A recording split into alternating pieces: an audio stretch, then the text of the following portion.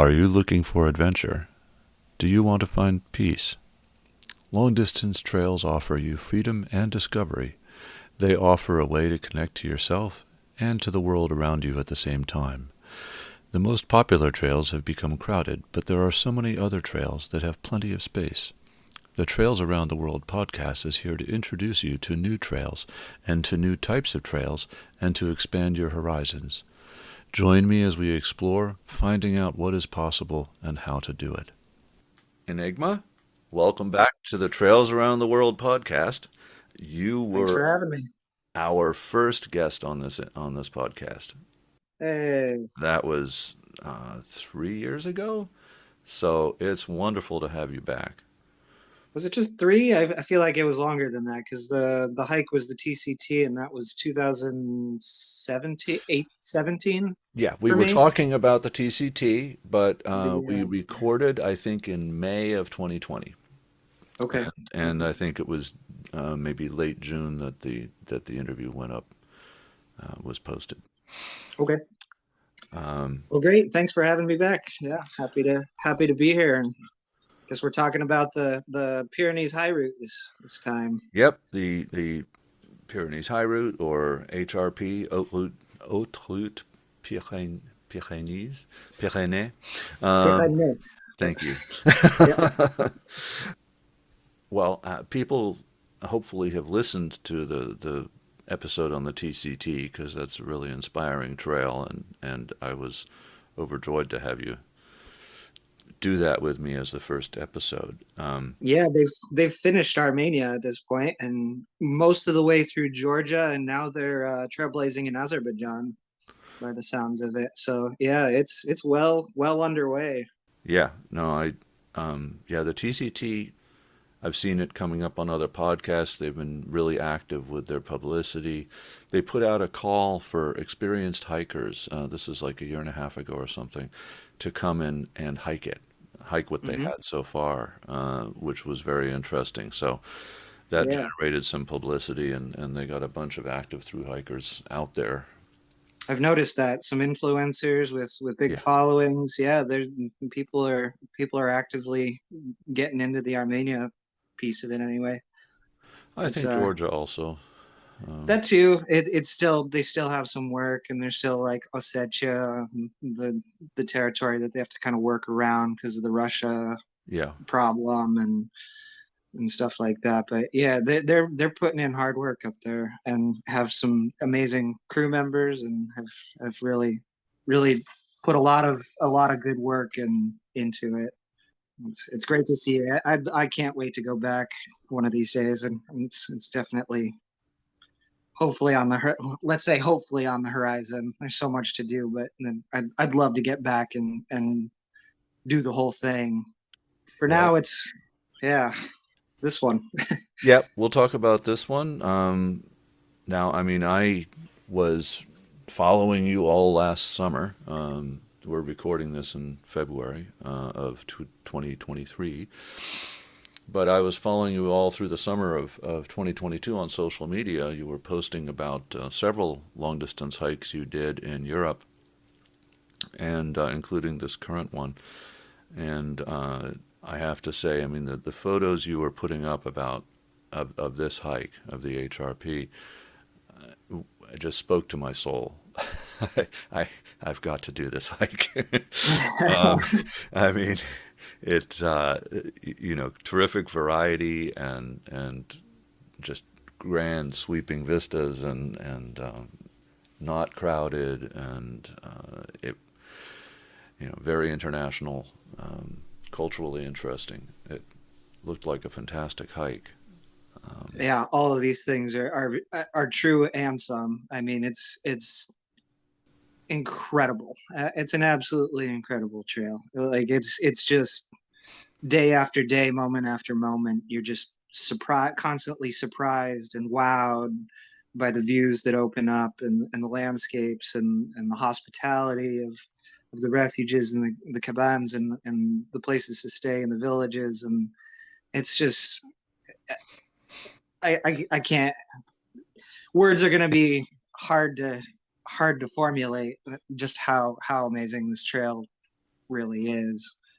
And like you said, the crowds are minimal. There are people up there, sure, and maybe more so in the high season, which I was kind of on the edge of.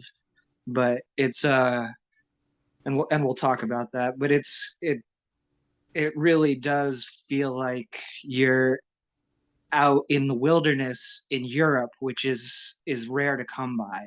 It's such a population dense region of the world, and there are times when you really feel like you're out there, and you look around and it's just peaks and ridges as far as the eye can see, and maybe a village way out there, but it's just it's remote and it's demanding. It's there's so much to it. It really is a special trail, and I'm glad that you were inspired by it. It's one that, yeah, hard to describe, but we'll do our best to Yeah. try. I mean, you would sometimes you'd be able to post every day, but sometimes it would be 3 or 4 days that you were simply out of reach of even any electronic contact. Um, And I think that would be easier if I was able to get a SIM card. I had an issue with that with phone connection. I bought a new phone for this trip just for storage space, good quality camera. Like I just wanted something fresh and didn't know about the SIM lock problem. Most phones in America, anyways, will make you own the phone for 6 months before you can change out your SIM card for theft deterrence and stuff like that. And so I was not able to. I tried multiple times to get new SIM cards for it and was unable to do so. So I was at the mercy of being at on Wi-Fi. And yeah, some days it was, come into a village every couple of days, especially at the beginning and the end where you're in the Basque Country and a little bit less mountains, more villages, and more opportunities to stop in a cafe or a restaurant or a hostel and do the internet thing. But once you got into the thick of the Pyrenees, yeah, it was a little more remote and less opportunities right. to do the civilization thing. But in a sense, that almost flips my comment on its head because, I don't think you went more than 4 days without being able to post, and that means that Wi-Fi is available that much. It it is. It's true. Yeah. Yeah.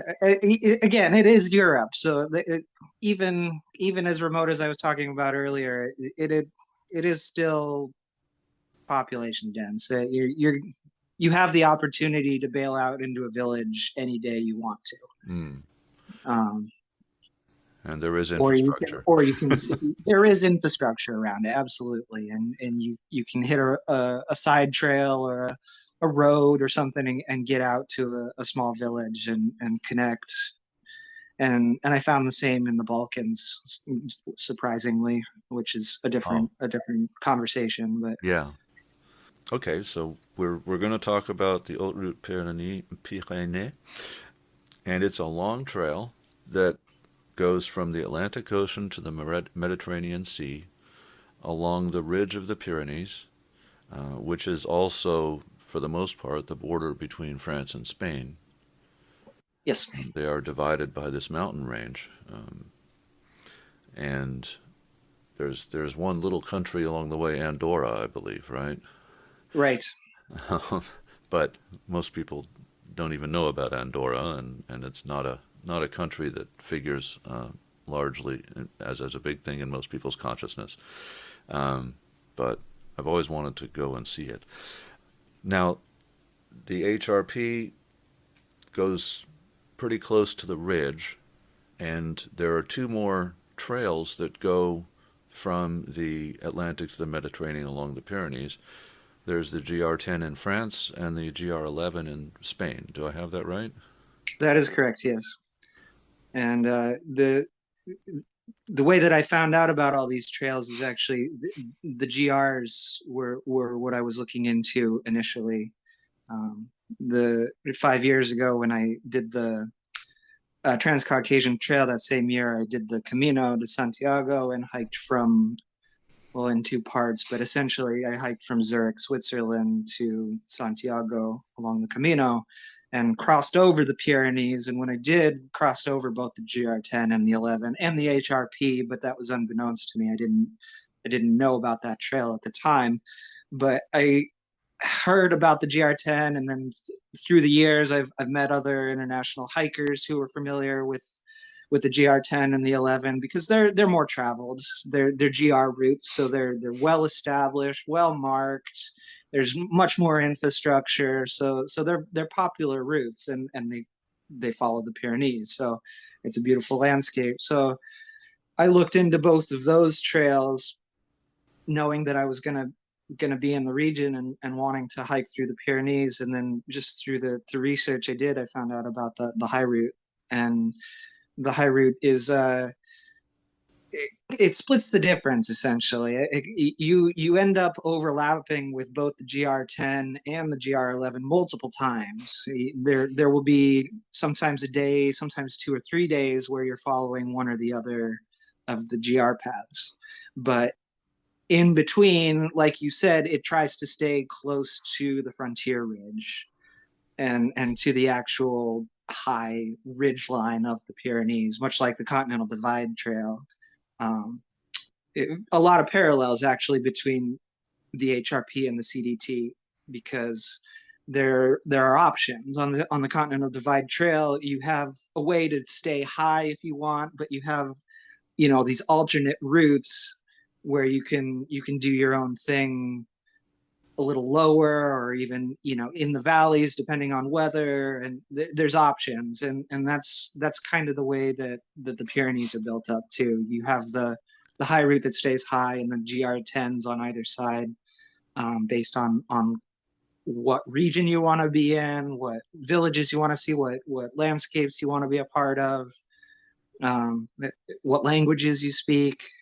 There's a bunch of factors that all play into it, but for me, having hiked uh, extensively, I wanted to be tested. I wanted to be challenged, and I wanted the high route. And um, I was able to achieve all of those things. It was very testing, very demanding, very challenging. When you get onto the GR routes, it's clear cut.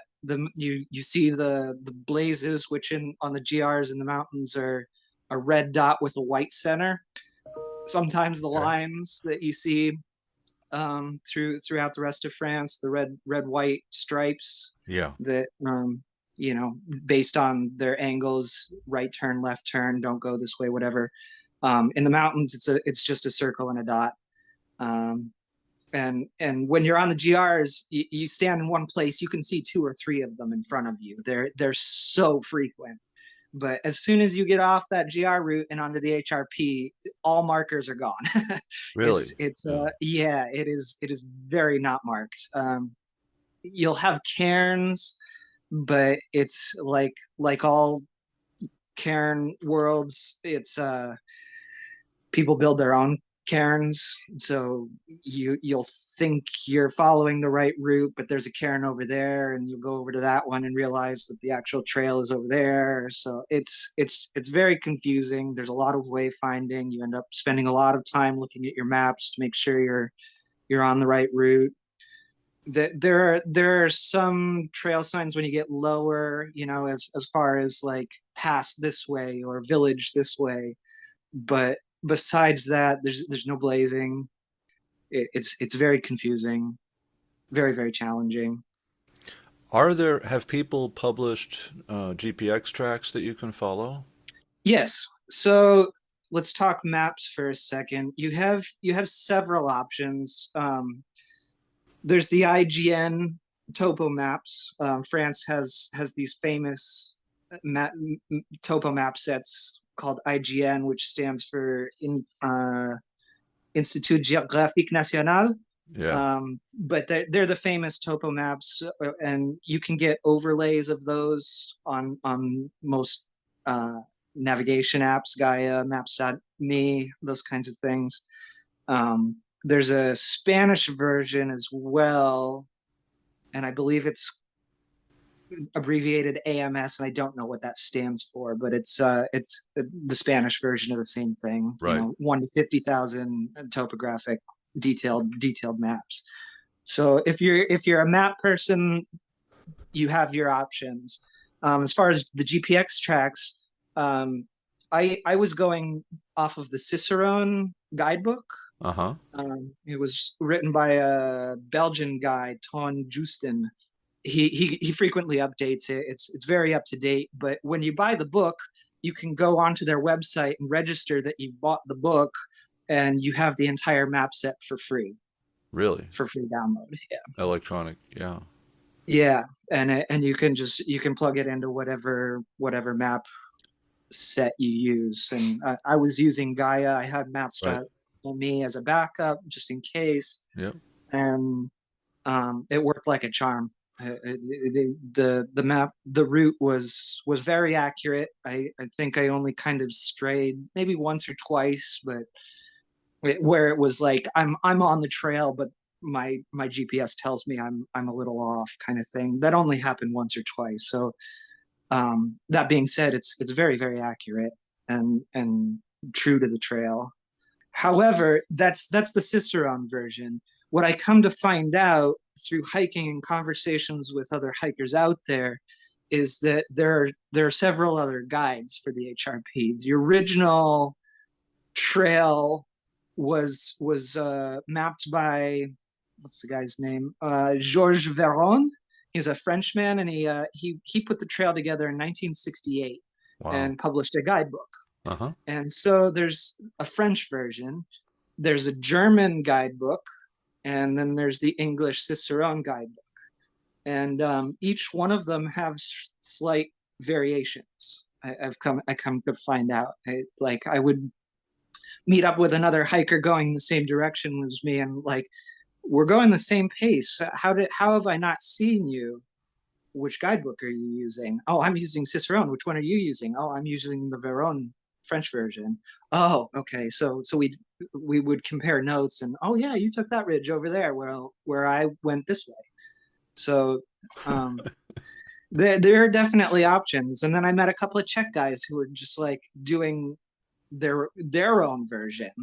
They were basing off of a couple of guidebooks, but they were doing the mountaineering version of the HRP. Uh-huh. I can give you their Instagram handles.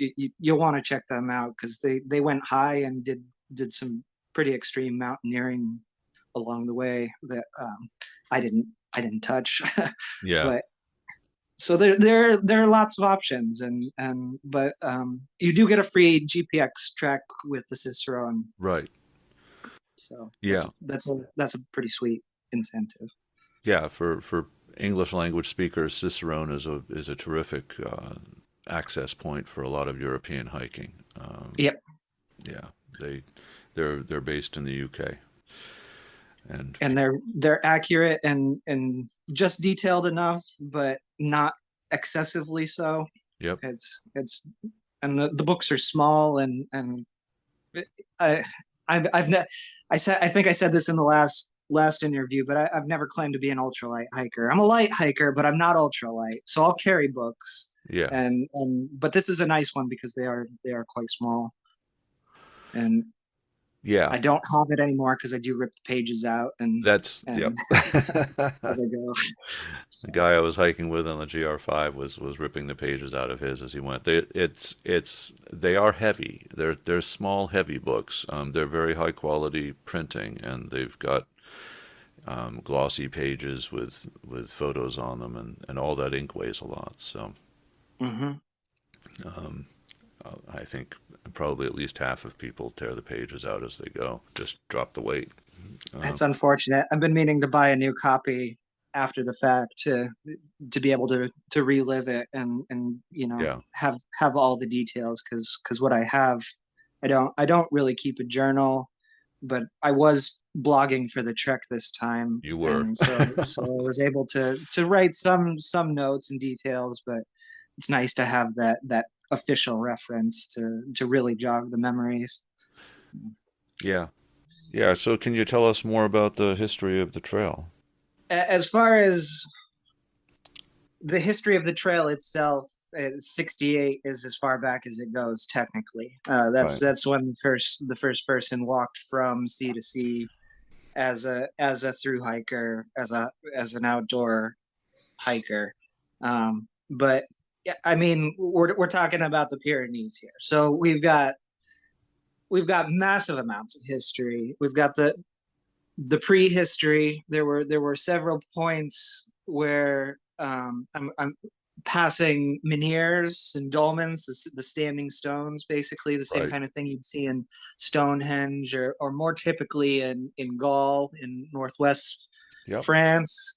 But there were a couple of places, especially in the Basque region, in the northern part, close to the Atlantic coastline, where you're where I passed standing circles, standing stones in circles, and the stacked stones. As they're supposed to be grave sites sometimes, or markers for battle. There was one, the Cromlech Dokab, which is close to the Ire forest, is a famous spot that they think marked some significant battles between tribes of the region. This is pre Roman history, so the stories are lost. We don't know exactly what happened, but that's the best guess. There was another spot that was in that same region. I forget the exact location where I got I went through this area, and I came to a placard that explained this like nature walk with several sites. And I'm really into these things. My family and I used to go looking for these when we went to France. I have a French family, so we would go searching for these things. So I see this placard with indications of menhirs and dolmen, and I'm like, ooh, where are they? And I spend about 5 minutes comparing the drawn map on the plaque to my maps, and like realize that I've walked through it already Hmm. and it's behind me. So, but like I went back, I turned around and went back to look for them. It was a waste of a couple of hours. Unfortunately, there wasn't much to see. They had either been buried by time, or were just kind of lost to the elements. Nothing too notable in that section, but the Cromlech Okab were noticeable standing stones in a circle. Not quite as epic of Stonehenge, of course, but still telling a story of the ancient history. And there was another one that was close to where the Camino Frances goes over the Pyrenees, close to Roncesvalles. That the guidebook says that it was right off of the trail, right off of the road, like you could see it from the road. But unfortunately, I missed that one because when I walked through it, it was just thick pea soup fog. I couldn't see more than 5 or 10 meters out. So I, I didn't want to get lost into it. You hear stories about people getting lost in that area, in the fog and the mist, and I didn't want to be that guy, so I stuck to the road and didn't really spend a lot of time looking for it. But so that's, you have your prehistory. There's parts along the trail, especially through some of the lower passes, that you're walking on Roman roads. You're seeing these roads that were built in the second and third century, by the Romans, that are still evident. Still, the stones are still there, and in Yep. good shape too. And Exactly. it's absolutely mind blowing, and just amazing. And then so you have, you know civilization after civilization that washed up against the Pyrenees and couldn't really make it much further. The Moors on their conquest up into Spain didn't get past the Pyrenees. The Huns and the Romans didn't really get much further than the Pyrenees. Like, it's the mountains have this way of being a massive wall for conquests. And sure enough, this is the story of the Pyrenees. And there was one other spot. which I believe was where the Camino Frances passes over, Roncevaux Pass. Um, there was a story in the guidebook. You didn't see much about it on the pass itself, but there was a story in the guidebook that Charlemagne, in the famous French conqueror, in all of his conquests, he was only defeated once, and it was there on this pass in the Pyrenees, where the HRP goes right by, where the Basques were able to flank his army and destroy him. He was headed back into France, and they just used the terrain to their advantage. They were much more familiar with it, and they hid up in the mountains and waited for the bulk of the army to kind of pass and just flanked the backside and crushed them and stole all their plunder from Spain. So pretty cool stuff. And Yeah. then you get into the a little more recent history, and there were signs all over the place for the Spanish Civil War. Right. There was a lot of uh, Activity. activity in the area where they were getting resistance fighters out and away from the fascists, Hmm. and using those mountain passes to sneak people into the relatively safe France. Um, this was as World War II was unfolding too, so it wasn't quite safe, but it was safer than. Right. So, and there was a lot of literature around. You constantly saw memorials and testimonies to the efforts of resistance. Um, Right. so yeah, tons of history up there, and it's just fascinating. It's like it gives you a lot to think about as you're walking around. Like, man, armies Yeah. and Well, just civilization after and people, shepherds living up here, and it's just like right. the what if these mountains could tell their stories? Oh, Yeah. they'd have volumes to tell you. So are there castles and fortresses along this route? Um, Fortresses, yes, not really castles. It's too You'd have high. to descend Right. down, but there were watchtowers and fortresses and stuff up there. Right. Definitely, definitely indications of lots of history. I think what has stood the test of time more is the monasteries and cathedrals. Actually, Right. you have to go into like the heart of France or Spain to see the really impressive castles. France being much more elegant, and Spanish being much more like fortress Huh. war castles. Not so pretty, but more uh, Impressive. effective. Yeah.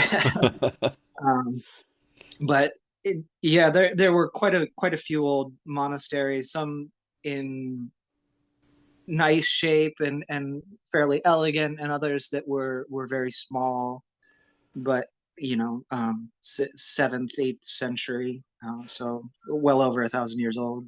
Well, I remember the last time I was down in that region, which is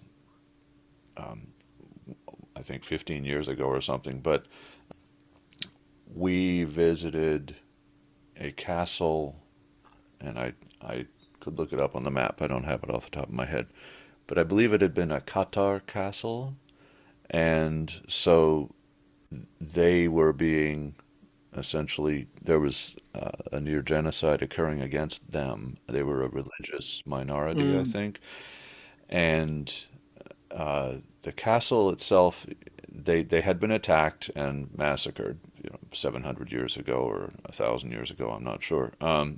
And the castle was one of the most amazing castles I've ever seen, with secret rooms and passageways and such. And I wonder if it was Carcassonne. Does that sound familiar? Carcassonne, no, it was between Carcassonne No. and the Okay. Pyrenees. Um, Okay. I was, yeah, it was on the drive down from Carcassonne towards the uh, border between the two countries on the Mediterranean coast. But um, it was just kind of out in the plain there to the north of the The to the Pyrenees. north of the Pyrenees. Yeah, There's some impressive that was architectural infrastructure that out was there. my point. What I was getting at. I mean, this history of massacres and fighting and castles in the region and this kind of thing. Of course, when we're talking about the ridge, that's not where people are going to live, and therefore not where they're going to put a castle. Right. But as you said, a fortress or a watchtower. Perhaps the GRs would provide more of that because they're at a little bit lower altitude. I would say that you're probably right about that. Yeah, you do go through villages more frequently on the GRs, practically every day, as far as I'm aware. So yeah, you would be seeing much more of the medieval and Renaissance infrastructure, Right. castles and walls and cathedrals down lower. Yeah. And and yeah, and now that you mention it, I do remember descending down for a resupply in the town of Banask. Spent a zero there, got new shoes, and that was a very very cool medieval village. That was on the Spanish side, but it just narrow cobblestone streets and uh, it, high palisade walls, and at the mouth of a canyon leading into the mountains, just it had the mountains to its back, very well fortified. It's just a beautiful place. Yeah. River passing through it, and I think at that point actually I veered off of the HRP for a day or two to hike on the GR11 to get back to the HRP because there was some weather and snow issues that I was concerned about. So um, kind of did my own little alternate, but yeah, you do have that accessibility. You can go down and your resupply points put you in those places too, Right. and you can do a little bit more of the touristy, like take a day off and go check out the cathedral, go um, do a tour with a guide and get the stories kind of thing. That's Right. that's absolutely an attraction for this region and for these trails. So you just used a through hiking term, a zero. You took a zero in a town, and a zero Yeah, is a 0 mile day. I So ended up a rest day, in other words, a rest day. Five. or an admin day. I I'm sorry. I ended up taking five total.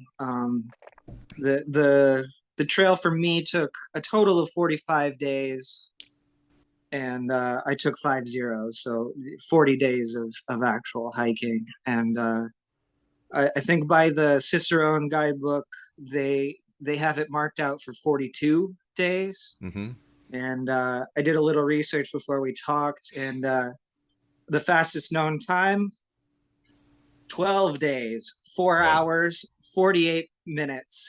Was a self-supported record put down by Mike Koplik on 2021, so 2 years ago, in Wow. 12 days from sea to sea, which is absolutely just mind blowing because it is demanding. It's a trail that you're constantly looking at a 1,000 meters or 2,000 meter climb just to drop, just to climb again. Like, and if you're pushing that kind of distance, you're doing that 3 or 4 times a day. Yeah. The amount of elevation gain to do something like that is just mind blowing. The total elevation gain by my count, by my numbers, for the whole trail is 162,361 feet, or just about 50,000 meters of elevation gain, which is the equivalent of climbing Everest from sea level to the top of Everest 7 times. Yeah. So it's a lot of ups and downs, and it gets really really steep in some places.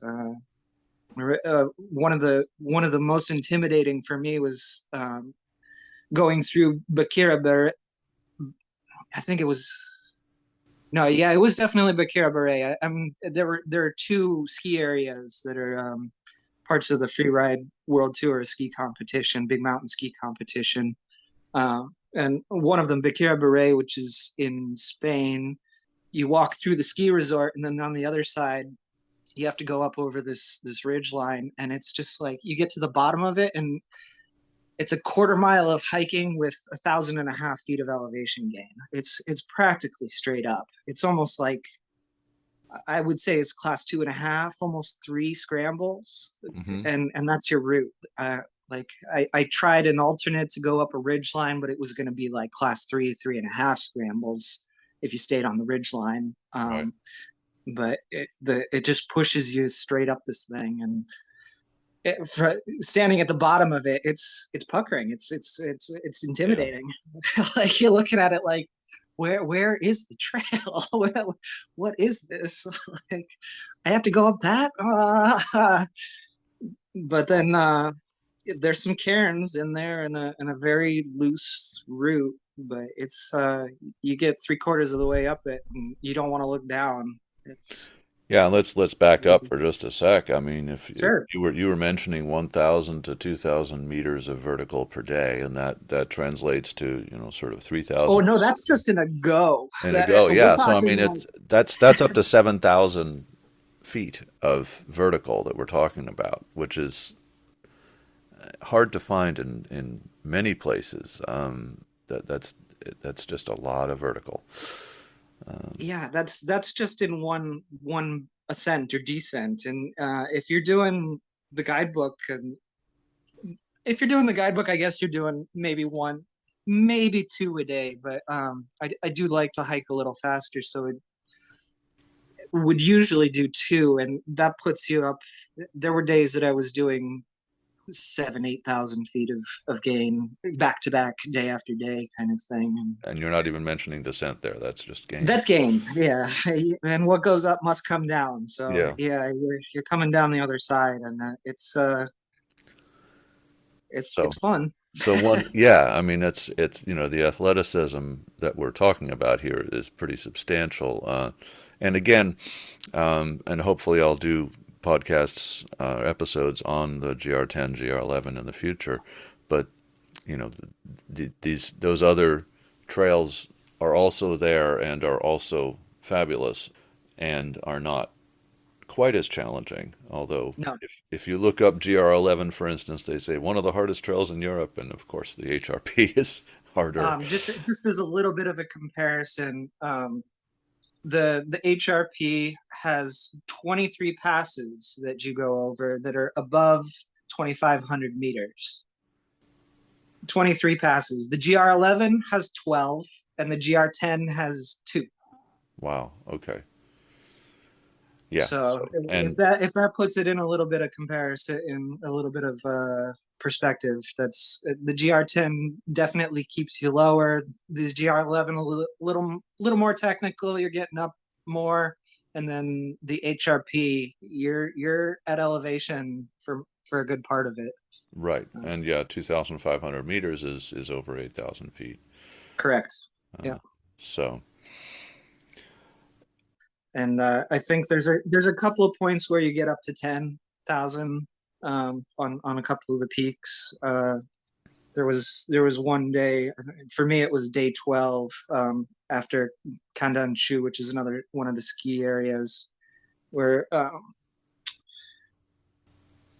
well, I guess that day you come up to the Pic de Midi Oiseau, and it starts getting real. That's when, if you're going southeast towards the Mediterranean, that's when you're entering the real Pyrenees. You're leaving the kind of rolling Basque country, and you start seeing the real mountains. And you go around Pic du Midi Oiseau, which is this very, very iconic jutting peak. Um, and then after that, it's technical. It gets real, and you're up at 2,500 and then 3,000 meters pretty constantly for a couple of weeks after that. And for me, there was snow. It was a low snow year. I lucked out. So the winter previous had been a very low snow year, but I still had snow crossings to deal with in that area. right, and for listeners who are sort of tuning in and don't have the episode number one with the TCT fresh in their minds, you uh, as a sort of window into how you're able to pull off this type of athleticism, you pretty much do this full time.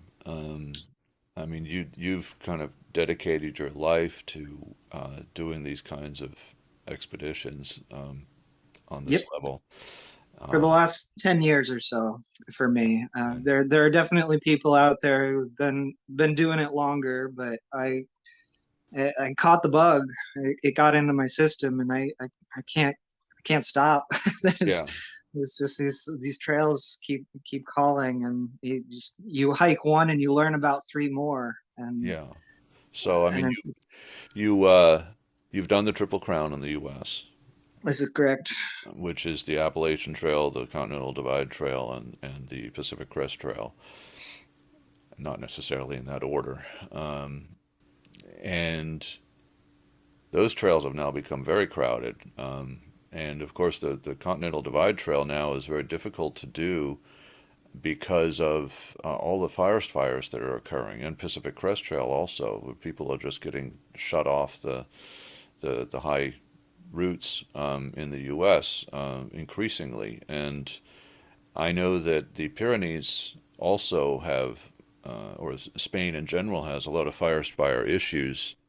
Did you run into any of that during your hike? I have had big issues with forest fires in my years. Uh, the Pacific Crest Trail, I got caught in a couple, or basically caught in one. Or had to go around? And Yeah. no, the one in on the PCT, I was in it. Like Yeah.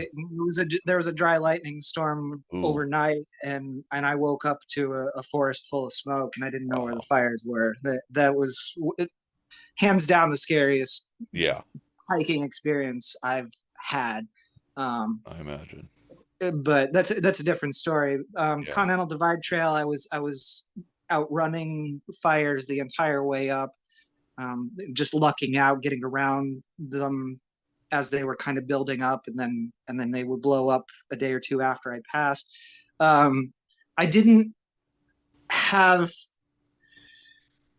too bad of I didn't see any forest fires. There were technically no forest fires in the Pyrenees when I was there. I did see smoke in the distance, and when I finished, there were some fires that were close enough that they became an issue, not for the trail hikers, but for air quality.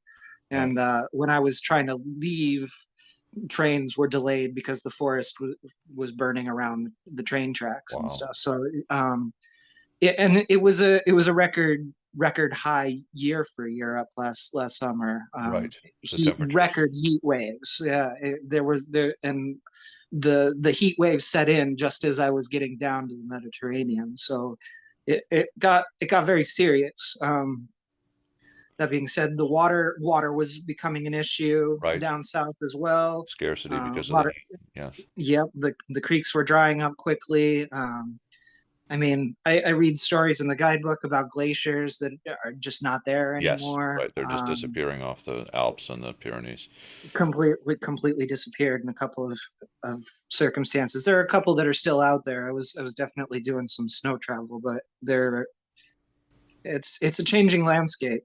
Well, and that was the other Um, thing I was going to ask. I mean, in the Pacific Crest Trail and the Continental Divide Trail,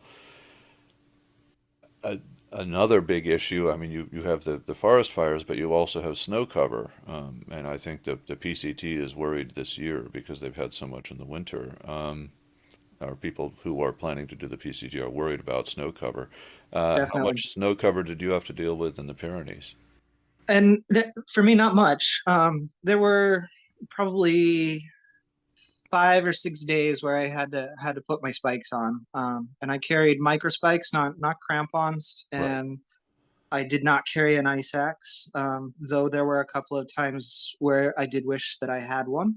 right. Um, I started my hike on May 20th, I want to say, All right. and ended right at the end of June. That's what I was guessing. Yeah. Yeah, so it was late May when I started, and late June, early July when I finished. And So That seems early in the season. it is early in the season, and in a bigger snow year, it would have been impossible. I was told several times by people who were working in the refugees that had I been there at that time the year prior, I would have been up to my knees in snow the entire time. But It, if you it was were, it was a yeah, it was a different year the year prior. But as it was a low snow year, so I was dealing with the melt off. right. And I ended up hiking with a couple of other people for the first half of it. I met a French guy on day 3 or day 4, who had hiked from Gavarnie. Well, I think he started somewhere around the midpoint and did the midway to the Mediterranean the year prior, and then the year that I was last summer when I was hiking, he was doing the first half. We ended up bonding, and we had the same brand of tent, and so and just had a good vibe. So we ended up hiking together for a couple of weeks. He didn't carry any snow gear. He was not carrying his any spikes or Right. ice axe, and he was able to get through it, but he was relying on me to set the boot pack. I Right. would have to go first and kick in steps, and he was following behind, and definitely not recommended. It was risky, very very risky.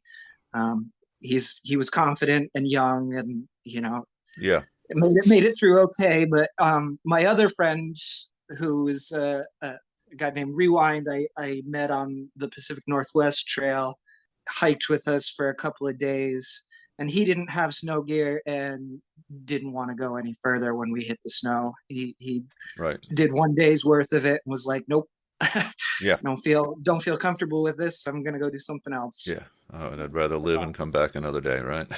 Yeah, live to hike. You got to play it smart. You got to know what you're going into, and I mean, like I said, I there were times where I wished I had the axe. I slid out a couple of times, even with Oof. my spikes, Scary. and did a bit of glissading, and Yeah. luckily, came to a halt and was able to stop myself and self-arrest just purely by luck. Yeah. Um, could have been a different story, like Yeah. it's real up there. There's definitely snow, and there's the scrambles, the rocks, the weather changing. You were asking about fires. Didn't have to deal with fires too much, but I did have to deal with threatening thunderstorms several times, where I would be trying to get over a pass and pushing my luck, get up to the base of the pass, and then the thunder would start going, and I know when to quit. I'm not going to be up on the high point when it's flash booming around me. So Yeah. there were several times where I would just set up my tent and Stop. call it for the day at the Yeah. base of the pass, when I knew I had a cabin on the other side of the pass, Right. nice warm dry Yeah. space to be in. But you just sometimes you gotta play the risk assessment game and say, I'm not gonna do the full miles today, and that's okay. Yeah. Like, rather live the hike. Well, and how many miles or how many kilometers is it overall from end to end? Total was for me was 465 and a half miles, so about 750 kilometers. Right. So, and then that averages between 10 and 15 miles a day, I guess. Definitely, yeah, yeah. And One as a has to through think about the hiker, vertical, you know. right? As a through hiker, I'm used to doing 20, 30 mile days on the trails in the U.S. You cannot do that Yep. in the Pyrenees No. unless you're going for fastest known timer, like Yes. crazy, crazy fit and ultralight. Yeah. Um, but like, why would you want to do that? It's beautiful. Yeah. It really is okay to spend your time and take your time and do 10, 15 mile days. It's demanding. You're going to Yeah. be working in those 10, 15 miles, and you're going to get to your spot at the end of the day and be tired. Well, that's, And that's the other nice thing about the Pyrenees is, similar to the Alps. There is an infrastructure up there. There are cabins and refuges and places to stay. And when you get to one, it's worthwhile to kick back and talk to the other travelers. Most of them have a kitchen, and you can pay for a little extra for meals, um, and it's good quality food. You're getting a 3-course meal in the mountains with a carafe of wine, Spanish wine, French wine, good stuff, and it's an extra 10-15 euros for that. So Right. it's you work your butt off during the day. You get to the cabin at 3 o'clock, and it's time to set up and kick back and tell some stories and meet some new people and Yeah, but that drink aspect some good wine. of how the distances are different. If you're through hiking in the U.S., as you said, you're thinking 20, 30 mile days, and in the Pyrenees, there are some other mountain ranges. I mean, Japan is like this very much so, where you look at the miles at the end of the day and it's like 7 or 10, and you think, well, that was a big hike. Yeah, It's because of the vertical. The yeah, vertical is just a completely different thing, and the steepness. So this it's so steep that you're putting out the energy, and that you would for a 30-mile day, but you're only going a third of that distance. And that's something for people to realize when they look at the distance and start planning. But on the other hand, you mentioned that the person you had met was doing half of it, was finishing it up, that they'd done half the previous year. hmm And and you keep mentioning that there's infrastructure and there are villages that you can get to pretty much on a daily basis if you want to. hmm So while you went straight through, and one would normally have to take probably a month and a half to 2 months, and probably many of us would take closer to 2 months to do this. But you can do it, you can section hike it very realistically, right? Very, very realistically, absolutely, yeah. And a lot of the local Europeans do it in sections. Right. It's actually fairly rare to find A through full hiker. through hikers. Yeah. A lot of people will go for a holiday and do a few days, and Right. and it's confusing because it is accessible, but it's also not accessible. You do have to do your research to find out where and how you're gonna get into it, because it is the Pyrenees. The trains kind of go close to, but not through Mm-hmm. the Pyrenees in a lot of cases. So like we're talking Europe, so the trains are your most common way of getting around. But there are definitely places where you can access the trails. Gavarnie is one kind of in the middle. Lescun is a little bit more to the northwest. Those are the two that come to mind, but there are other options, and sometimes you have to get a little bit creative, like you would in the states on the trails, like say in the Wind River Range, where you might have to piece together some side trails and do an extra 10-20 kilometers of trail hiking to get to a side village, where then you can catch a bus to a bigger village where you can then catch a train, or Right. vice versa. Right. So um, there are ways to get in at multiple points, and it's much more accessible to get onto the GR10 or 11, That's a good and point. So, I and mean, then those trails are more accessible that way. they are, and if you wanted to, you could get into one of those trails and then hike that for a day or two and connect up with the HRP, because Right. again they do overlap pretty Right. pretty frequently. So you can piece things together if you want to do sections, or you can go for it and do the whole thing. Right. And like I said, it took me 45 days with 5 rest days, but um, some of the more athletic European hikers were doing it in 20 or 30 days, Wow. and Yeah. some of the other internationals were doing more like 50 or 60 days, you know, Yes. Yeah. to really drag it out and Okay. explore the Enjoy it. villages Yeah. and enjoy it, take their time and eat the food and drink the wine Yeah.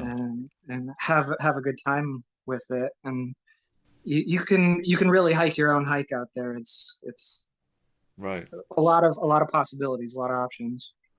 So what are the we were talking about how you did it early, and if you'd done it, if one had done this trail later in the season, you would have had fewer concerns about snow, but more concerns about water and forest fires. And people. Okay. The A big part of why I went early or thought about going late was, well, for me, it was early based on circumstance. Again, I have some family in France, and we had a small gathering to celebrate 40th wedding anniversary of one of my aunts and uncles. Uh-huh. But so the peak holiday season in Europe, in most of Western Europe, is June, July, August, and into like mid-September. And it does get crowded. There you will see many more people on the trails. You will have issues with finding space in the cabins and refuges, the minimal infrastructure that's up there. Um, Big hiking groups get together and go and do sections, and I saw a few of those, and we're talking like 40 to 60 people hiking Wow. groups. We're not talking like 5 or 10 friends hiking together. You'll get those too, but like we're talking massive groups of people and school groups, and there were several times where I'd show up to a shelter and there'd be a school group of 20 high school kids, and they're all piled in the shelter, and it's like There's no way. first come first serve. Yeah. They might try and make room for you, but like, do you really want to be stuck with a bunch of like 20 screaming high school kids? I don't. So like, Yeah. I would pitch my tent outside, or hike to the next one, do the next, do a few more kilometers and find another place. So the peak season gets More like that. more like that, and as well as the weather considerations. Like most mountain ranges, you get deeper into the summer, you're dealing with more thunderstorms, afternoon Right. thunderstorms. Right. So you will have to like adjust your days, get up early, hike early, and quit early to avoid being on a high point when it starts booming up there. Um, the heat is an issue, Right. for sure. Yeah. Climbing So like that. Yeah. yeah, and especially once you get down into the Mediterranean region, it gets very very hot and dry, and Right. it gets to the point where you start having to do some of the techniques that people use in the desert sections on the CDT or the PCT, where you wake up really early, you hike until 10 or 11 o'clock, and you quit and you siesta. And I mean, Spain is famous for their siestas. They have it built into the culture. Right. So it is a thing that you will find yourself doing in the southern section of the trail, where you're going to want to quit for the heat of the day and find a place in the shade or a cabin to hang out at. And uh, it's not so bad. A lot of the cabins down in the southern section serve tapas and do a lunch meal, so you can get there at noon and you know get a bottle of wine or a glass of beer and have some sausage and cheese, or some paella, or some delicious food, and just hang out until it gets Well, to 2, 3 o'clock, and then if you want, you can hike into the afternoon, the or even trail stay. runs east-west. So what do you mean by the southern sections? East, southeast. Okay. It's kind of a northeast southwest, Okay. northwest southeast, So as and you get closer to the Mediterranean side of it.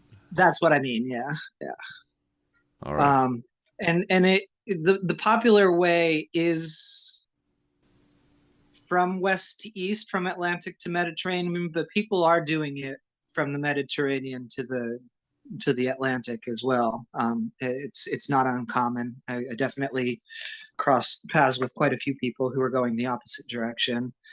And I guess the considerations there would be if you're starting later in the season, you want to get out of that hot region earlier, I guess. Right. That's Or if you're starting much earlier, I think there were a few people who started in early May, and in that time you're still dealing with some of the squalls coming off the Atlantic up on the western side. right.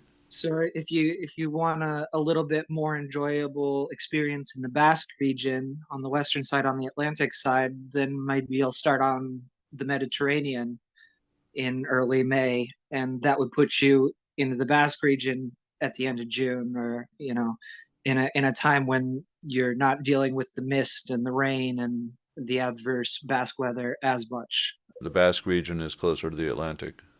Yes, and is famous for bad weather and gray mist and rain, um, I, rem- especially in early and late season. So I remember some of your photos of that.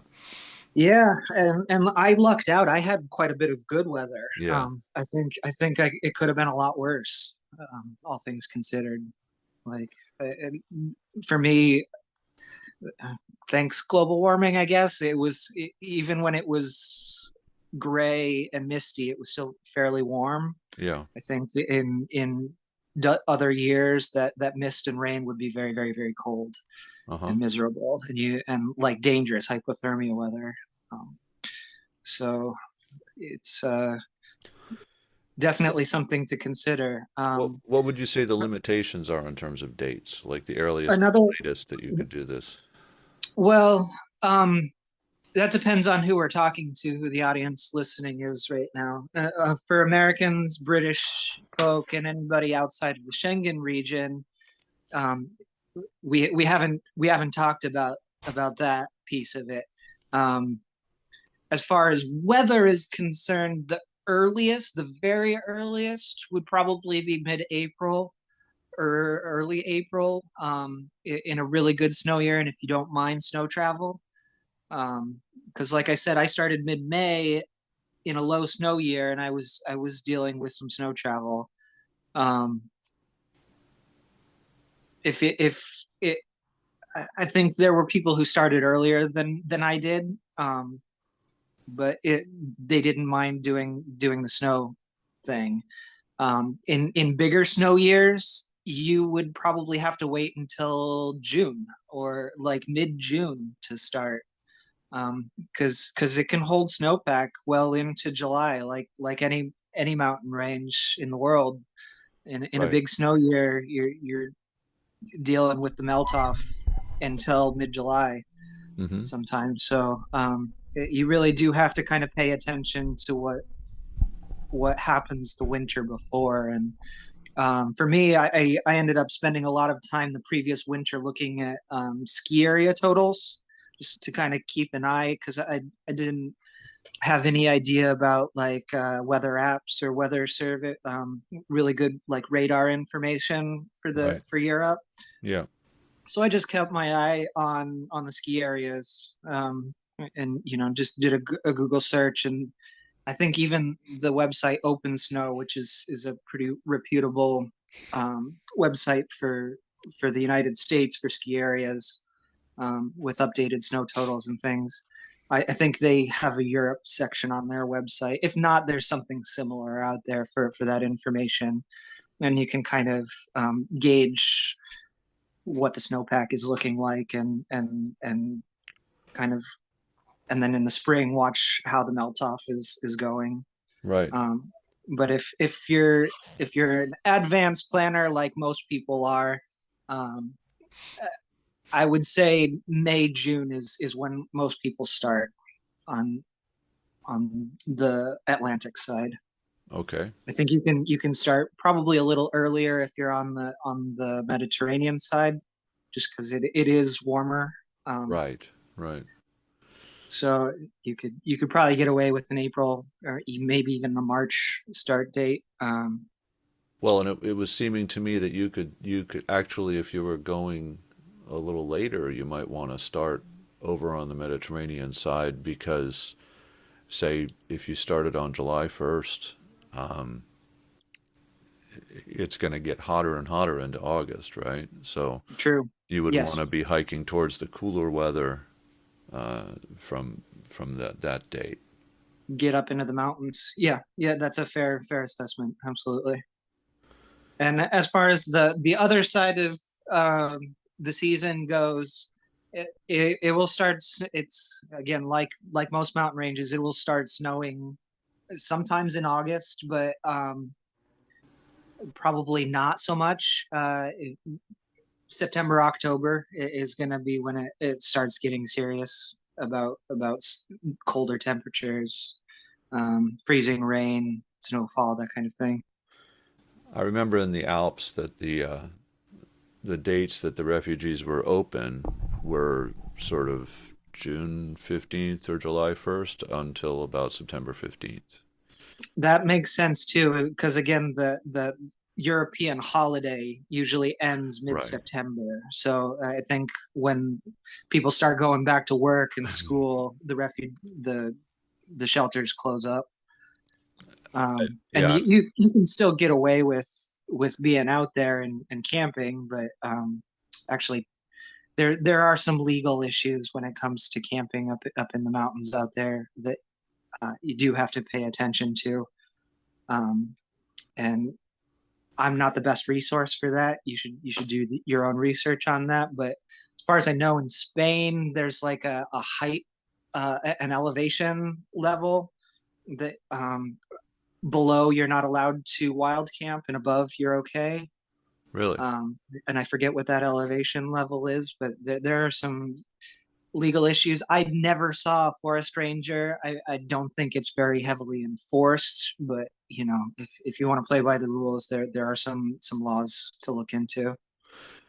But from what you were saying about the crowding in the shelters and such, you'd better have a tent with you. Yes, definitely. And the funny thing is that though in Spain and especially for sure in Andorra, you cannot wild camp next to the refuges. They don't want you doing that. They want you staying in the refuges. You can there might be some kind of a loophole in that where like in the States, if you go a certain distance off trail, it's okay, Yeah. or a distance from a road, a trail, or any kind of water. It's again legal, but gray area. I don't know the details on that. On the French side, I do remember that they did allow camping next to the shelters, Okay. um, at, at all times of the year. You had that option Huh. in France, but it was less likely in Spain. My memory Um, of the Alps was that when the shelters got full, or the refuges, mhm. they're mostly manned. Then they would say, "We're full, and you can't stay here," and maybe there's no place else to go. So, in Japan, the custom used to, or the policy used to be that everybody who appeared at one of these places in the mountains would be accommodated, no matter how tight things got. And you would sometimes find yourself sleeping like sardines. Mhm. But you could get in undercover because being outside could be lethal. But that seems to have gone away in the pandemic, I think. And so I'm wondering whether you could tell whether things have changed in the pandemic in one way or the other there. Um, Not sure. I'm not sure. I don't have much to compare to. Right. Um, and also because of my time being kind of on the edge of the holiday season, Not as much of an issue. I there was just not a lot of people out there. I never saw a full shelter. There were some that got pretty busy, but then they'd kind of after a meal they'd clear out. People would hike back down or out. Uh huh.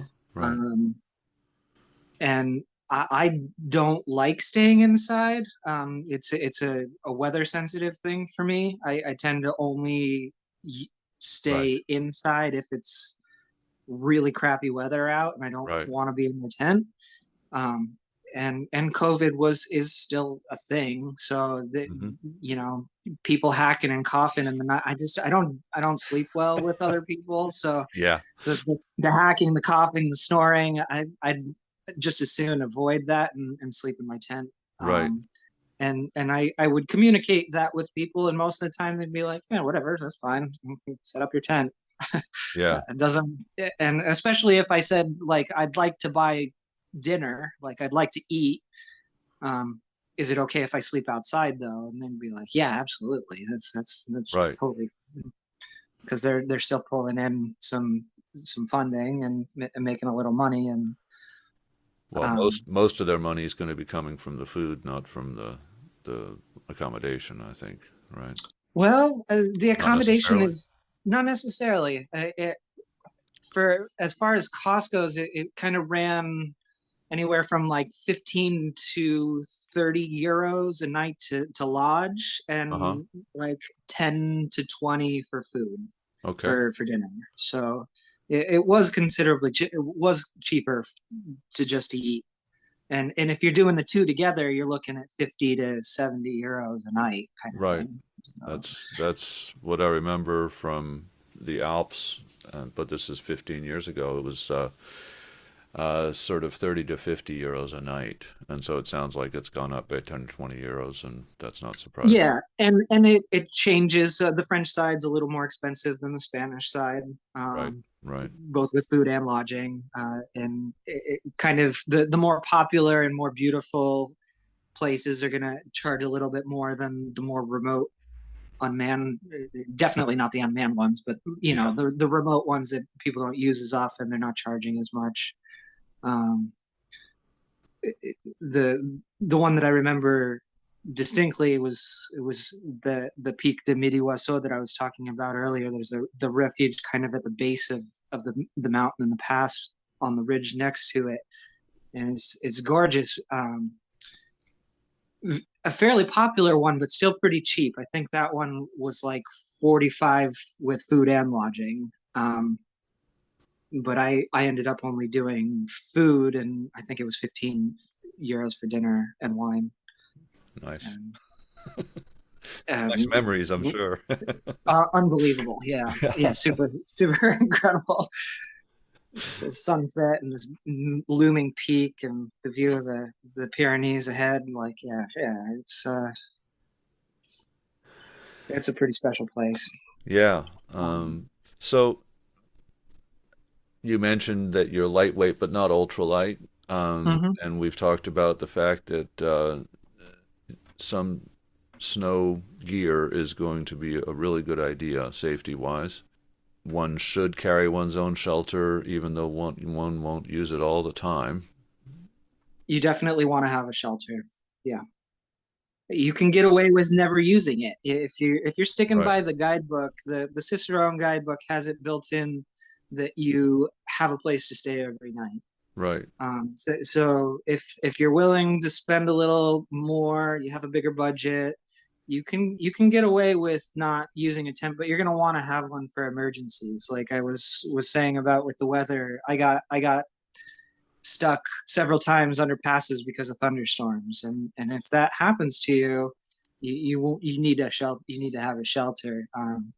Because your other option is backtracking right, for right. kilometers, You don't to want to do get to that. the last one. Yeah. And Is your it's tent three season or four season?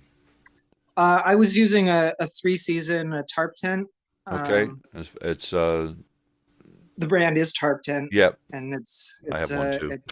yeah, they're great. They're phenomenal little tents. Yep.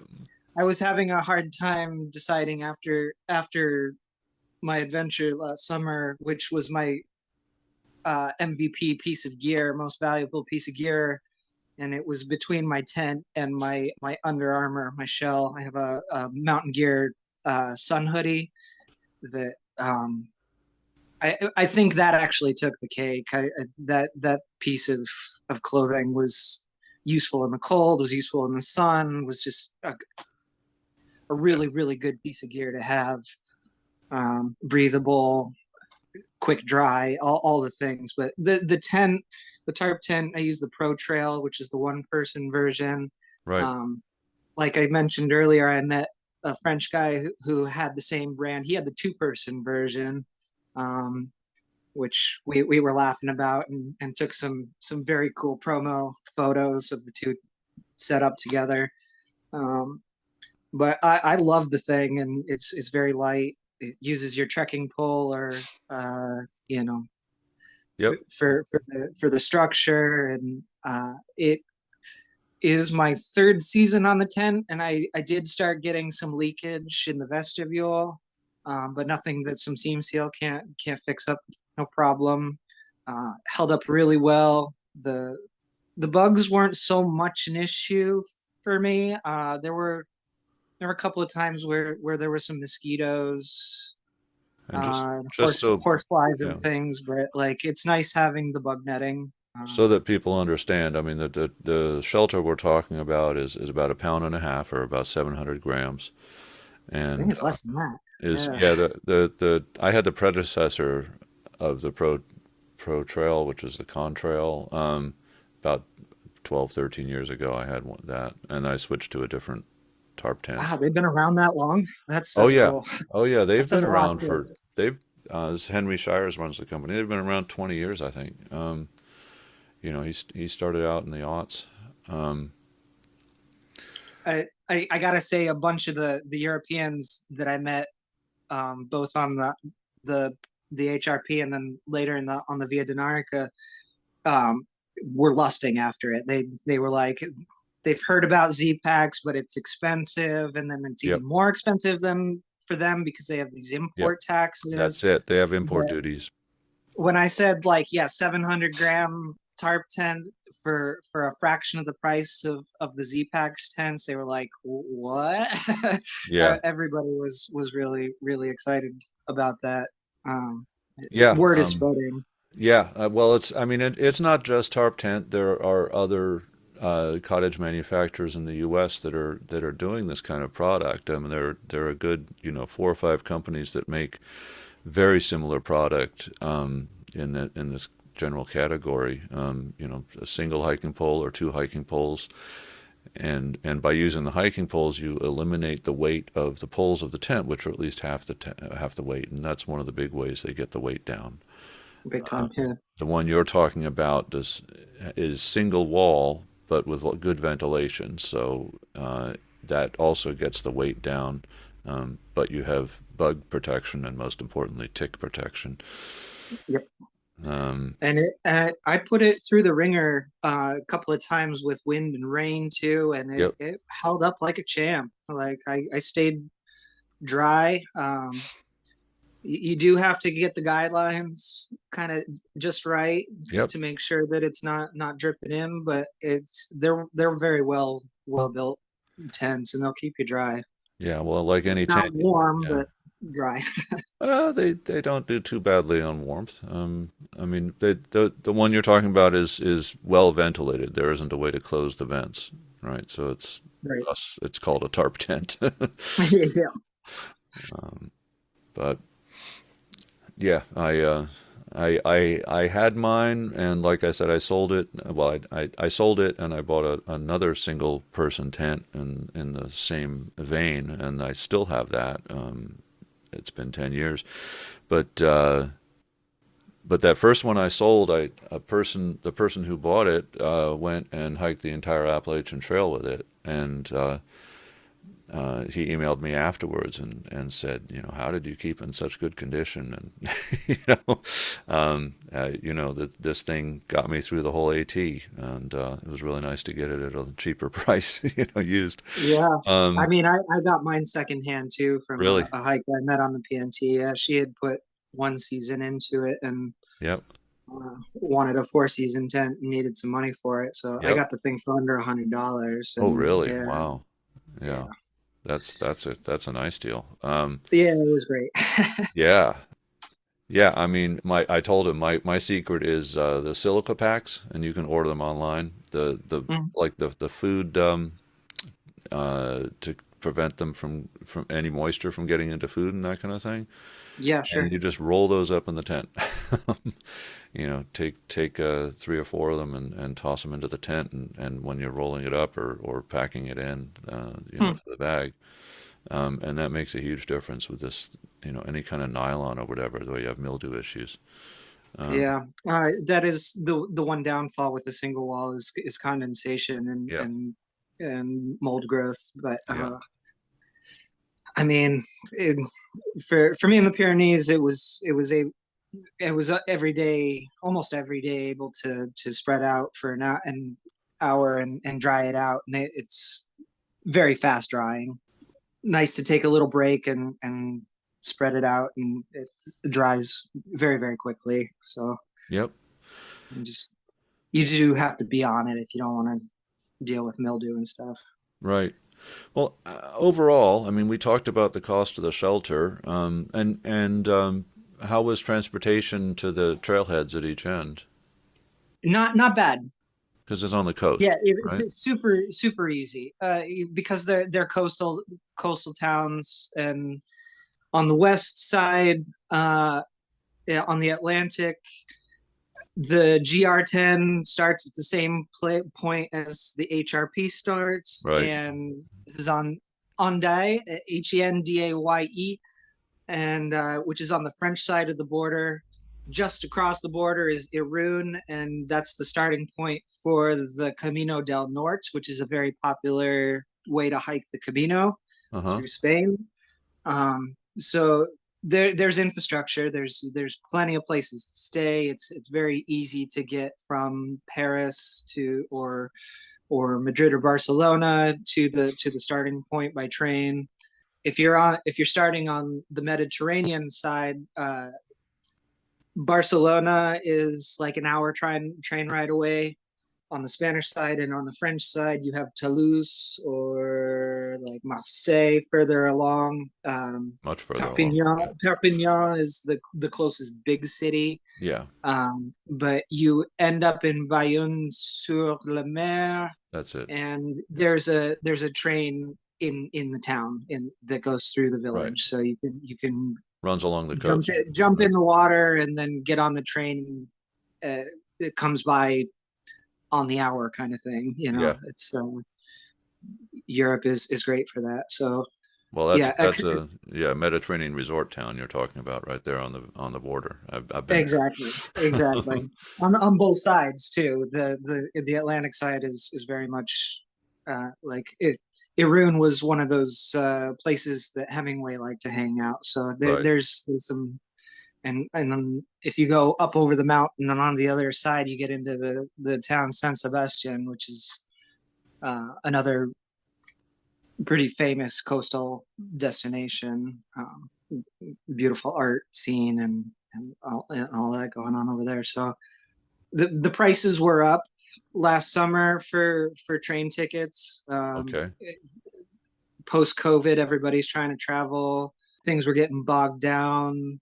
You're always dealing with strikes and stuff, so it's a little bit challenging in that regard. It's definitely smart to get your tickets in advance. They go up the closer you get to departure date, so you don't want to like fly into Paris without your ticket already, unless you have a couple of weeks of stuff to do, and you can kind of put your ticket out a little ways because you can get a ticket a month in advance for $60 from Paris to the Atlantic. If you're going trying to get it the day before, you're looking at close to $200 Right. euros. So it's prudent to book your travel Ahead of time, tickets in advance and ahead of time. Yeah. as well as some of the Um, lodging. I would think if you're depending on the season. Absolutely, and the closer you are to the peak season, June to mid September, things get booked up. Like Yeah. you'll have trains that are full, and lodging that's full too. So you do have to put in reservations in advance. I mean, I was doing this stuff 15 years ago there, and it was not like you're saying, and that was in the Alps. It was not as crowded as you're describing in the Pyrenees. I know the Alps are more crowded normally than the Pyrenees. So things have really gotten more congested. And at the time, 15 years ago, I noted that all the many of the books were sort of saying, well, you can just wander into a town and find lodging for the night, and of course this is the late aughts, so those are sort of late pre-internet uh, experiences that those people were having. But once the internet sort of took over, people could make reservations, and then you start having to make reservations. And that was my experience: is don't think that you can walk into town and find a place to stay. You better have reservations. And You're absolutely right, and that's very much the case now. It's hiking culture is growing everywhere in the world, and yes, it's yeah, it's becoming much more popular, and those spaces are getting booked up, and the Europeans are very prudent about that. They are on top of their planning, so things get booked up in advance right, even, and do have to deal with that. Again, if you're on the edge of that high season, the holiday season, if you're going in April or May, or September, October, you might be you'll have better luck just arriving and finding a place to stay. In worst case scenario, you can talk to the albergue or the shelter owner and say, hey, if you're full, I don't mind sleeping in my tent if I can just pitch up in your yard. And a lot of times they'll be like, okay, that's cool. Um, so right. so you can navigate like that, but you, it's the act of wisdom to reserve, to Right. make a plan and put your reservations in order. And uh, like when I did the Camino 5 years ago, the books had it recommended that you call a couple of days in advance, and I think you can get away with that in the Pyrenees still, where like if you're a through hiker, you're not going to know your day to day itinerary for the entire trip. So making a reservation plan for an entire month and a half adventure is near impossible. Well, the only So way to do that is to build in a lot of zeros ahead of time. I mean, right, because then when something goes wrong, there's weather or an injury, then you have a day or two to deal with it. but even then, if you're building in zeros, then you're having to take those zeros. That's You right. can't, That's right. you can't show up early. That's right.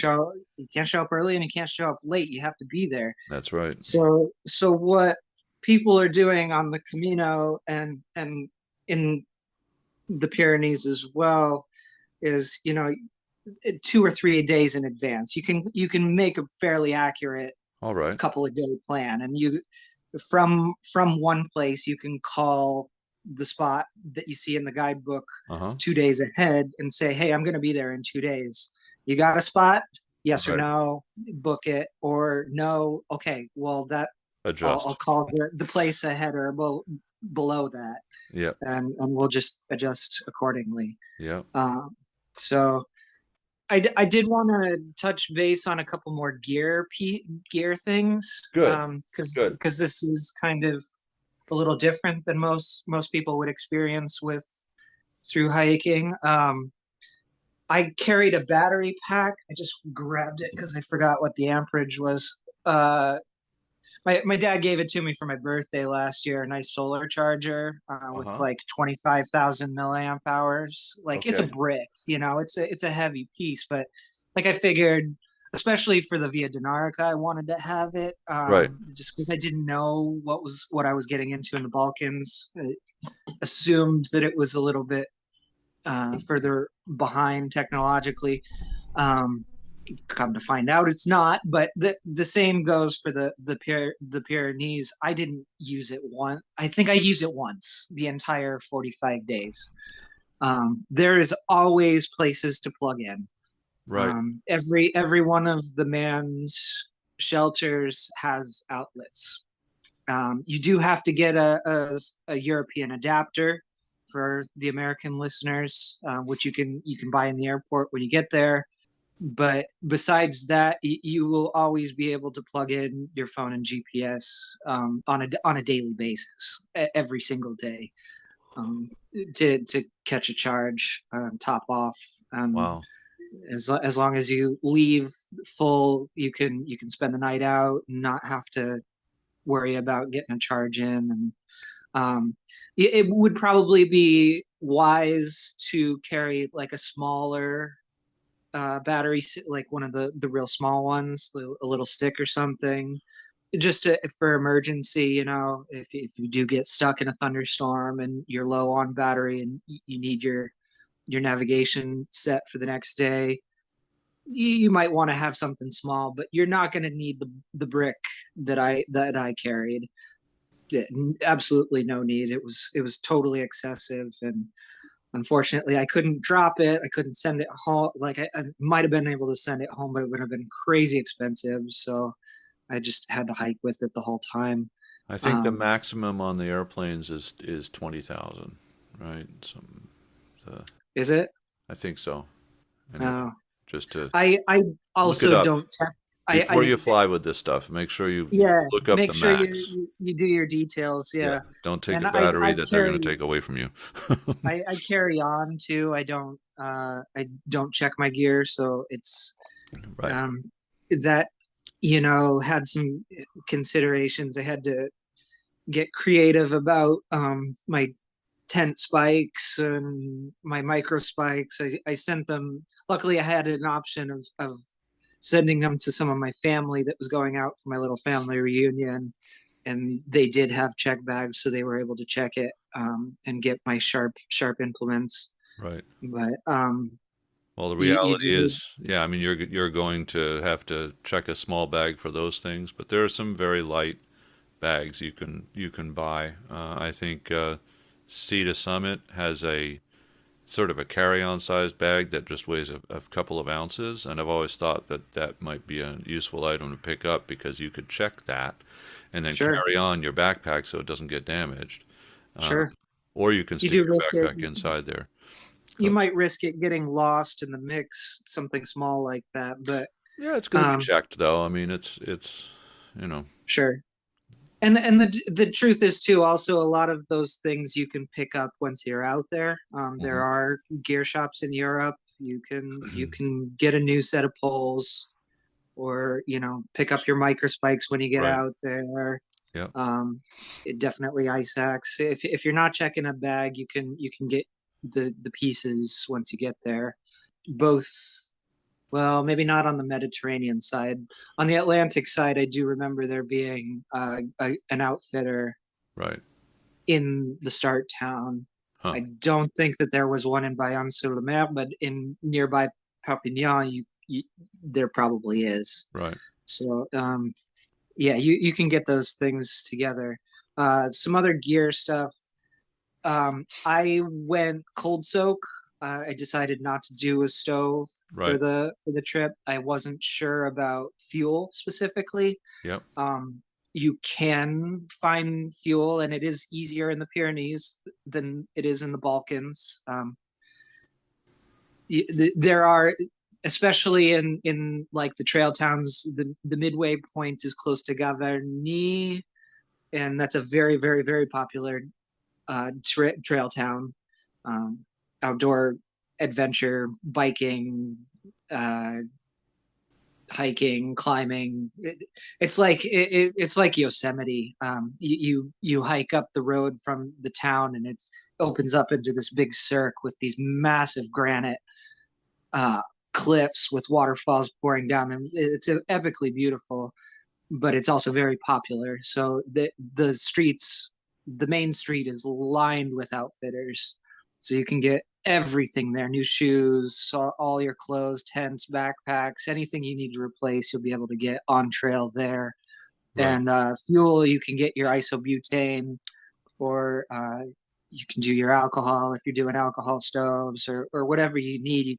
You can find it.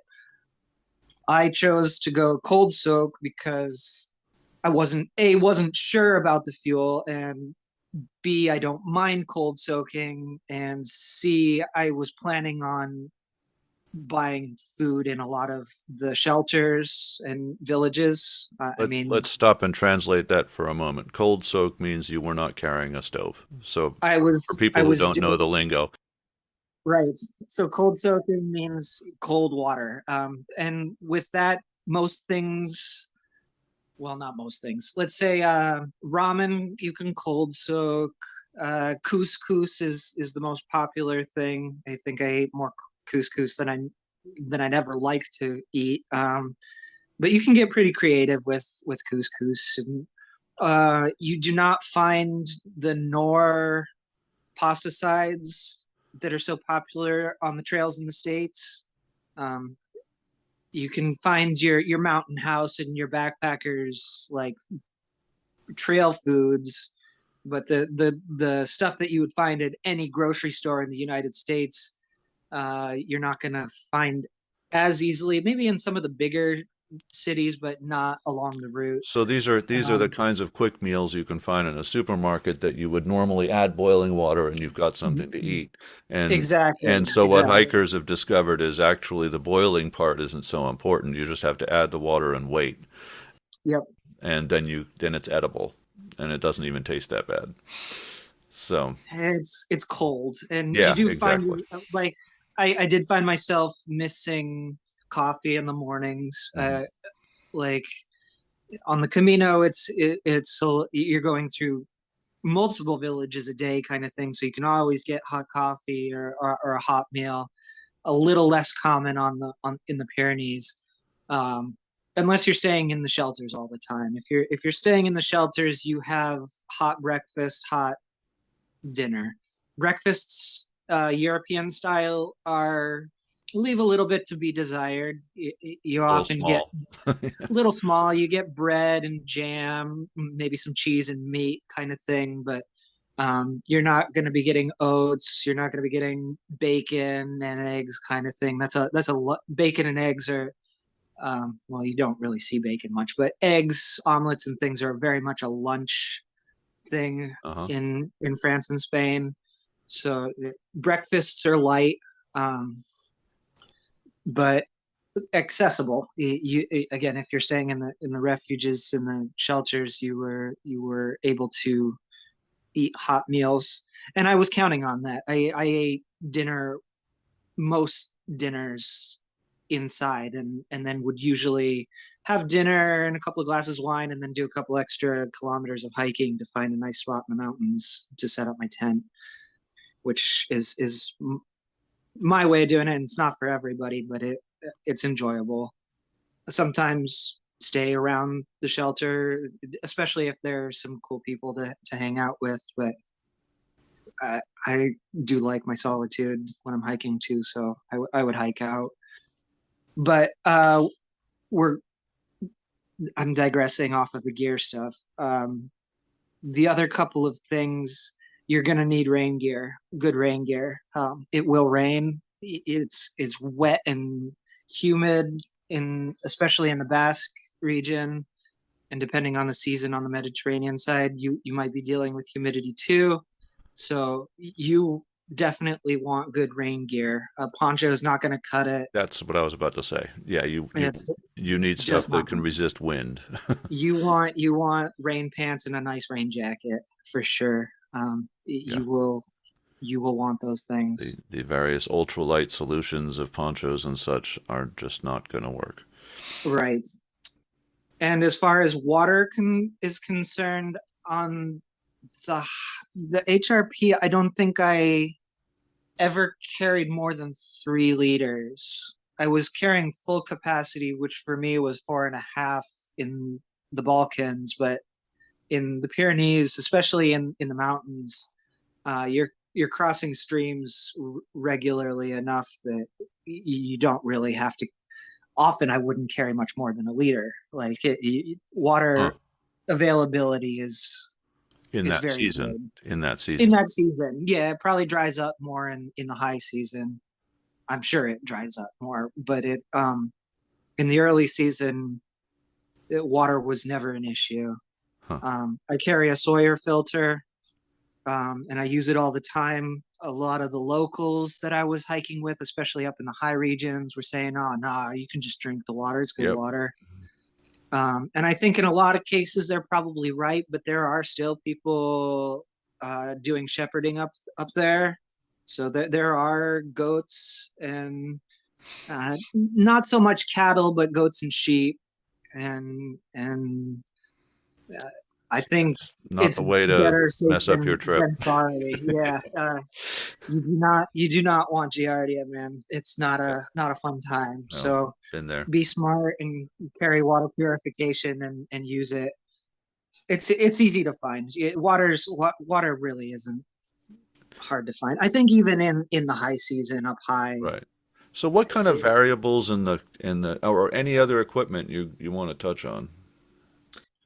I mean, not really. I think I went through two pairs of shoes, Right. Right. I which for the through hiker isn't a whole lot, but you will have to change out a pair of shoes Well, for because 500 miles, that's a little bit higher rate than is normal. I mean, people right you and normally and figure about some 400 miles a shoe and per a right and pair. some shoes, especially like uh the Solomons and some of the brands can push 500-600 miles, but like they get worn out, and this trail is tough. That's You what I was you thinking. It's really rocky. I mean, you said It is there's a lot of very scrambling very and rocky, scrambling, the ups and downs, some of the yeah, it's sharp granites. Like right. you're gonna burn through your shoes, That's so it. Yeah. you will definitely use two, if not three or four, if you're on the lighter end of if you only want to get like 100 or 200 miles out of a pair of shoes, then Right. you're gonna go through them. But yeah, besides that, I mean, I carried some cold weather gear, a beanie and some Puffy. gloves, Yeah. and I didn't end up using them. Really. I really, yeah, no, I have a 10-degree bag and was warm at night. Right. Um, And moving during the day. and moving during the day, yeah, and the rain gear is key, Yes. and a sun hoodie is a very very useful thing too. Right. So it just tended more towards worrying about being too hot rather than too cold. Yes, definitely. And other, I mean, it sounds like, of course, you need to get your flight there if you're not in Europe, and you need something like 500 round trip for the transportation, hotels at each end, hotels in the cities you land and depart from, Yep. and then you know, covering budget for covering the daily stuff is going to vary a lot.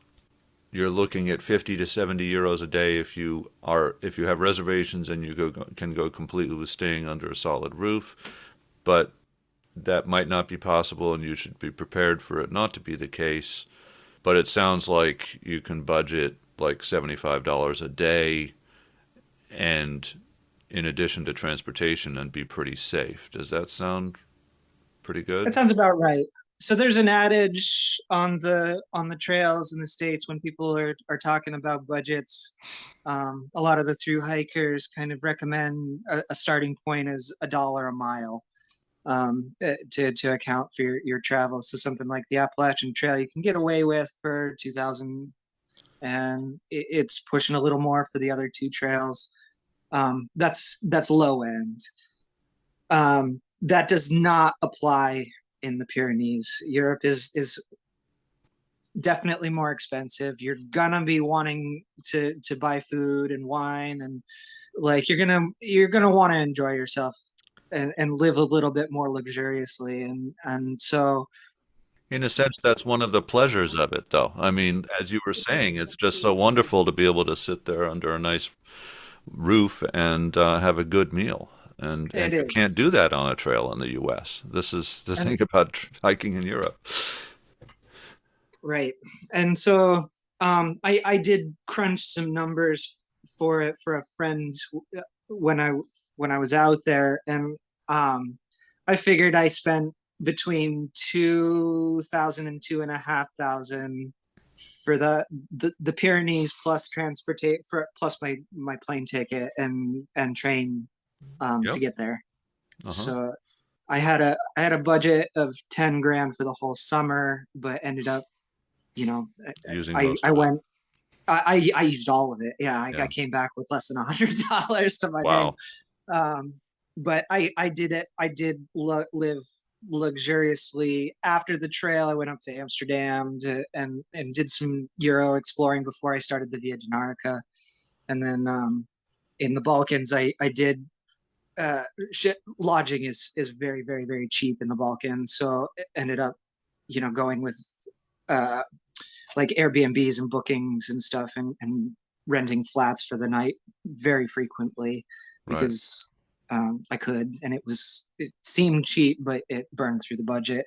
Right. But um, for the HRP, I spent, yeah, between 2 and 2.5 thousand, and I Dollars. was Yeah. I was yes, dollars, not euros, dollars. Which at the time were about even. Actually, the dollar was a little Okay. stronger when I was there. Yeah. Um, but regardless, and I was kind of living the low end of the budget too. Like I was saying, I didn't stay in the shelters very often. I did enjoy the food, um, but I think if you're wanting to do it a little bit more luxuriously, you're looking at like 3 to 4 thousand Right. would be my guess for the whole trip. But a couple, of course, is going to share lodging, so that's going to cut it down a lot That'll cut it down too, per absolutely. person, that And is. I mean, and if you're wanting to cook your own food more, you can cut costs there. If you're not drinking, that's a cut cost. Although like wine is stupid cheap, and good quality, but if you're not into yeah. alcohol, which is totally understandable, then you can cut costs there. Right. Shelter is going to be the most expensive thing. Staying in the refuge, the cabins, all that, it adds up.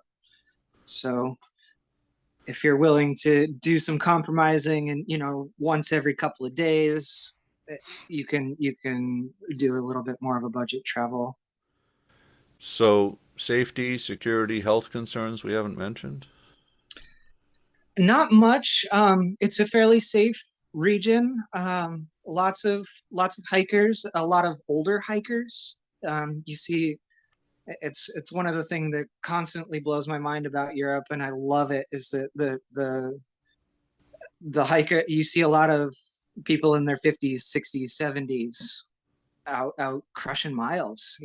Doing these elevation gains and descents like it's nothing. Like I watched a guy. He was trying. I think he was working on the fastest known time. He was a Spaniard, and I mean, he was 63 years old, and he was like almost to the halfway point, and like 10 days in. Wow. Like it was just crazy. His thighs were massive. Like the guy was fit. Like people are fit in Europe. People are healthy and safe and respectful.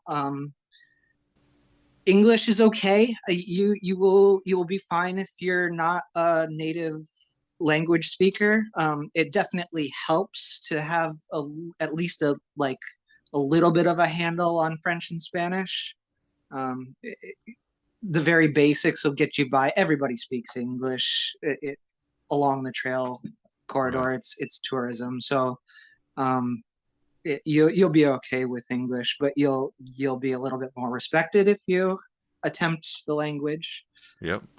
The water concerns, like carry a filter or water treatment.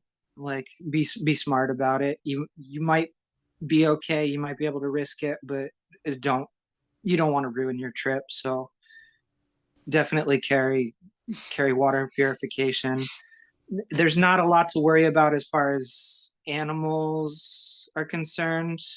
The the Pyrenees brown bear went extinct in the 80s or 90s, but early in the 90s they reintroduced bears from Slovenia, Uh huh. and I'm I heard various numbers anywhere from 30 to like 150 Right. out there. I never saw one.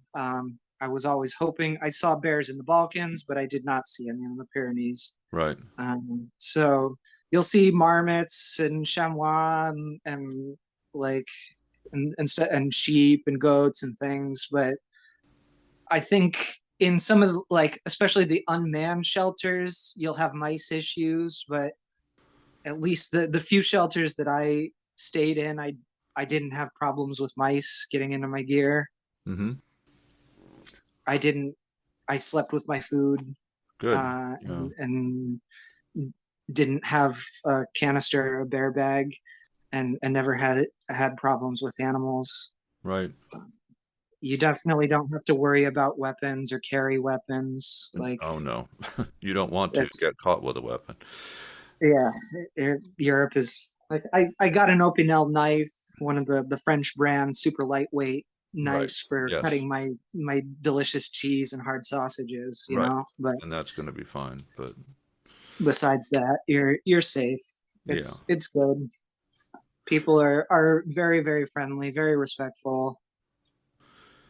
So, how do you learn about new trails? I talk to other hikers. Sounds It's good. almost always word of mouth. Get out on It's the just trail and you'll learn about more trails. exactly. And I listen to the podcast. I listen to your podcast. I listen to the trail show. I read the trek. I I'm addicted to the trails now, so I do pay attention Right. to what's going on out there, and I've got a list. I'm slowly checking them off, Yep. but it's I heard about two or three more trails on this last summer that now I want to hike. Right. like, uh, um, I was considering my final destination for last summer was Istanbul. Mm-hmm. Just because I had never been there and I wanted to get there. I knew I was hiking the Via Dinarica through the Balkans, so I was thinking that I was going to be able to connect the Via Dinarica to some trail systems Right. to get to Istanbul, but I didn't know what was out there. But talking to people along the way, I learned about a trail called the Komamin, which goes through Bulgaria. Uh-huh. So that's a way to connect. You just have to get through Kosovo, which there's the Peak of the Balkans route that goes up into Kosovo, and then from there it would be fairly easy to connect to the Komamin, which would then connect to the Lysinian Way, which is another on my list that goes around Turkey, That's what I thought. That goes across Turkey or around Turkey. around the coast of Turkey, Okay. the southern Okay. coast. And that's been on my list for a few years. I learned about that one when I was on the Transcaucasian Trail, Right. and and I've since met a couple of people who have hiked it, and it sounds like a real fun one. So I've not met anybody that's done the Komamin, the Bulgarian Right. traverse, but Is that um, the plan for next summer? I no, I don't have a whole lot of plans at the moment. I've run through my budget and my money, and am having some issues with work, so You're rebuilding. I I'm rebuilding at the moment. Yeah, it's gonna be a couple of years before I go international again. Okay. Um, I'm thinking Yeah, you're going to stay domestic or do trail if training? yeah, I've got some domestic to dos. I had the Hayduke Right. planned for 2020, and then a week before I was gonna leave for it, the pandemic got serious, so I had to Right. cancel on that one. Yep. So the Hayduke is still very much on my list, and That's um, Arizona, right? Utah, Utah. Yeah. Okay. Utah, and if I do that, I'll connect that to the Arizona Trail and do the Arizona Trail Okay. as well. Yeah. Have you done the Um, Arizona before? no, no, Okay. I haven't done the Florida Trail yet. That's also on my to-do list. Um, and there's a trail called the Hot Springs Trail that was put together by a hiker, area zoner. Yeah. Um, I've heard about that. y- Yeah, he would be a good guy to talk to. I bet he'd talk your ear off about that one. He wrote a guidebook for it, and has put a And lot of work into trying to get it out there, and that's in has California, run. Nevada, is it? Something like that? Yeah, it starts in Santa Barbara and goes through California, Nevada, and then loosely follows the Idaho Centennial Trail Uh-huh. to get up to the border, and you do 100 hot springs along the way. Can't complain about that. I know, right? Middle of the summer, maybe not, but like, Hey, being clean is always nice. yeah, exactly. It's nice to soak.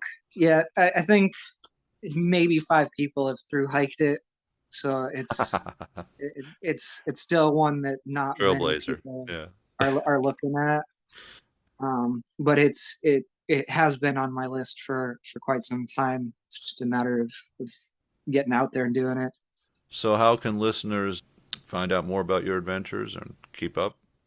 Well, I have an Instagram that I'm very active on, which then leaks into Facebook.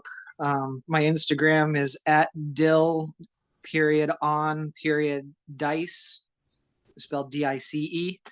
Um, I was blogging for the Trek last summer. So if you're interested in like detailed day-to-day stories of this route of that HPR, you HRP. can log on to the Trek and search for Enigma, and you'll get me, and you'll get my stories of the Via Dinarca as well. I do need to write my last posts for both of the trails, but um, 95% of the trail is accounted for, Yeah. and there's pictures and all that in the articles. Much more pictures and video on Instagram. So Awesome. that's the best way to check it out. All right. Well, thank you so much for joining us. And Yeah, sure. it's Absolutely. wonderful to have you Thanks. back. And Likewise. look forward to talking to you again. Uh, Yeah, so maybe not the best person to talk to about the Via Dinarca since I didn't finish it technically. Um, maybe I that did makes you do the best person because you had the maybe no. courage to know when to stop, right? There's definitely others out there, and I could refer you to a couple of them because I a couple of folks I met in the Pyrenees had hiked the Via Dinarica, a Czech guy and a German guy specifically. Um, Besides that, I don't know anybody else that did the Via Dinarica, but Right. it's another one you're going to want to cover at some point. Super super cool trail. I plan to. All right. Thank you Awesome. very much. Yeah, looking forward to hearing more from you as well. Thank you. Thank you for listening to the Trails Around the World podcast. Please visit us online at trailsaroundtheworld.com, and please join our Facebook group under the same name. If you liked this podcast, please help us out by leaving a review on your favorite podcast source. This is Sky King, and I look forward to you joining us next time. In the meantime, happy trails to you, and please remember to leave no trace as you enjoy the outdoors.